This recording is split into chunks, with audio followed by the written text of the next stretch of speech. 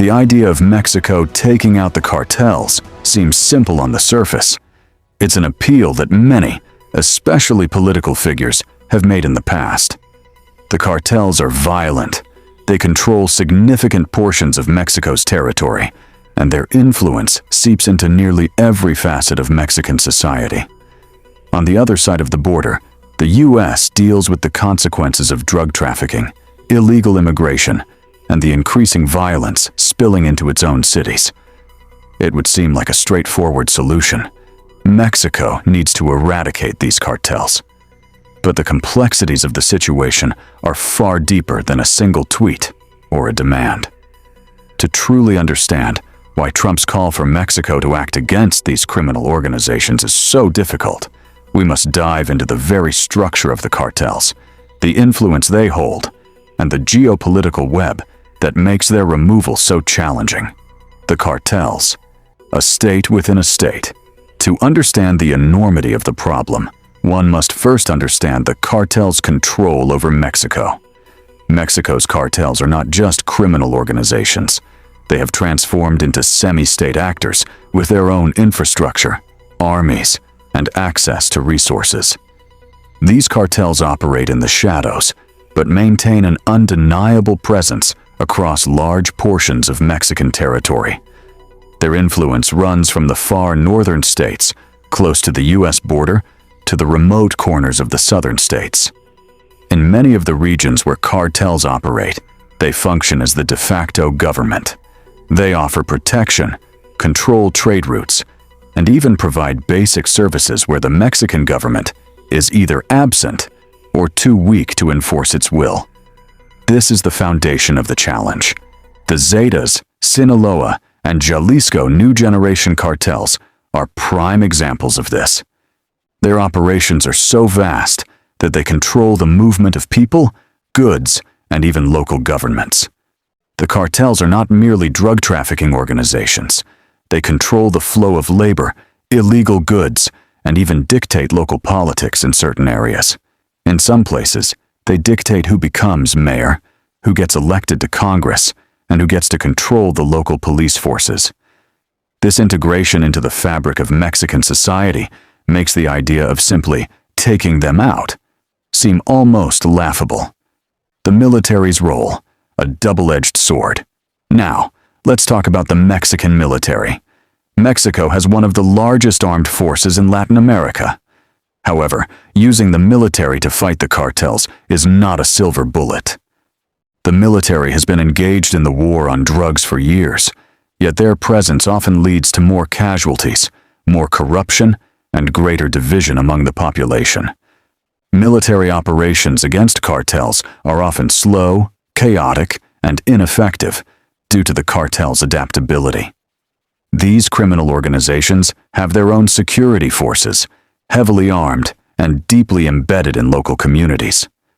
The cartel's ability to fight back, employ guerrilla tactics, and leverage local loyalty makes traditional military tactics ineffective.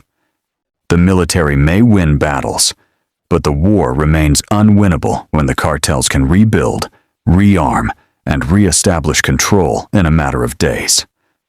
The problem of military corruption is also critical.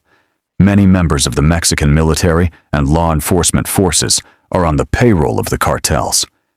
Bribes, intimidation, and fear are common methods used by cartels to infiltrate and corrupt institutions that are supposed to fight them.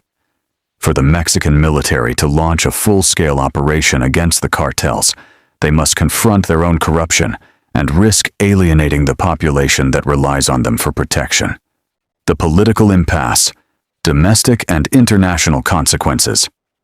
Politically, the issue of fighting cartels is not only a Mexican internal matter, but also a U.S.-Mexico dilemma. The United States has historically been involved in the war on drugs in Mexico, but the involvement is often one-sided. The U.S. is the destination for the majority of the drugs produced by the Mexican cartels, but the strategy has largely focused on prosecution and policy changes on the U.S. side, rather than genuine, coordinated support for Mexico's struggle against the cartels. Trump's call for Mexico to take action without acknowledging the role that the U.S. plays in perpetuating the drug trade is part of the problem. The demand seems simplistic, expecting Mexico to fight a battle without recognizing that the U.S. is a key player in fueling the cartel's profitability. The U.S. is the largest consumer market for the drugs coming from these cartels, and the U.S. government's policies on drugs have only fueled the cartel's control.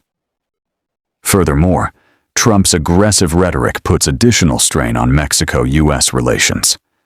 Mexico's president, Andrés Manuel López Obrador, has consistently rejected the idea of foreign intervention in Mexico's fight against cartels, not only for sovereignty reasons, but also because of the long-standing political and cultural differences between the two nations. Trump's public statements may actually undermine any goodwill toward collaborative action, fostering resentment between the two governments and further complicating efforts to address the problem. The social and economic ramifications of such a strategy would be severe. More violence, more displacement of civilians, and even greater power for the cartels. These cartels thrive in chaos. A war between the cartels and the Mexican state would further destabilize the country, which is already grappling with the social, economic, and political fallout of years of conflict. The financial machine. Money talks. One of the most concerning aspects of the cartels is their ability to launder vast sums of money. The illegal drug trade is a multi-billion-dollar business, and the cartels know how to move and launder that money through a complex web of businesses and financial systems. This money allows them to not only fund their operations, but also to corrupt local businesses, politicians, and law enforcement officers, making it nearly impossible to isolate their activities from the broader economy. Trump's demand that Mexico fight the cartels fails to take into account the financial muscle behind these organizations. Drug cartels are often more sophisticated than most governments when it comes to financial manipulation. They can move money across borders, use cryptocurrencies, and exploit legitimate financial institutions to further their business interests. This is a multi-layered financial operation that no government, not even the United States or Mexico, can shut down with a single law or military action. The human cost, lives and displacement. The human toll of this ongoing struggle is heartbreaking. Thousands of lives are lost every year in the cartel wars. Entire villages are abandoned as cartels take control of local economies. People who live in areas controlled by cartels live in constant fear, not only of the cartels themselves, but also of the military and law enforcement that may enter their communities in an attempt to root out the cartels. The destruction caused by the cartels is not just physical, it's psychological. Communities are torn apart.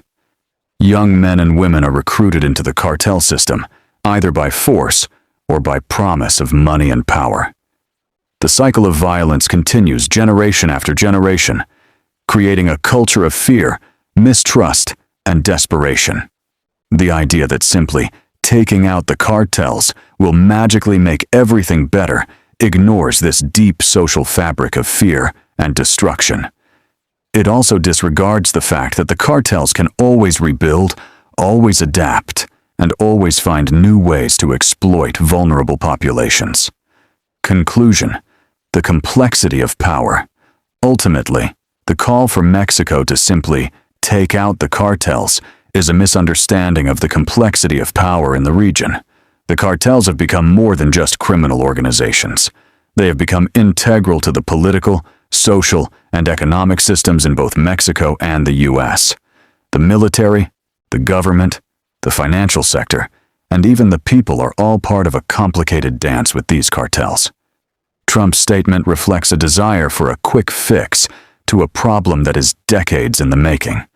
It also reflects a lack of understanding of the broader forces at play, forces that have been allowed to flourish due to decades of both U.S. and Mexican policies that have inadvertently strengthened the cartels.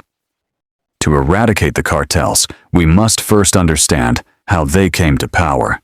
the role they play in the broader political economy, and the ways in which they have embedded themselves in the lives of millions of people. It's not as simple as telling a sovereign nation to take them out.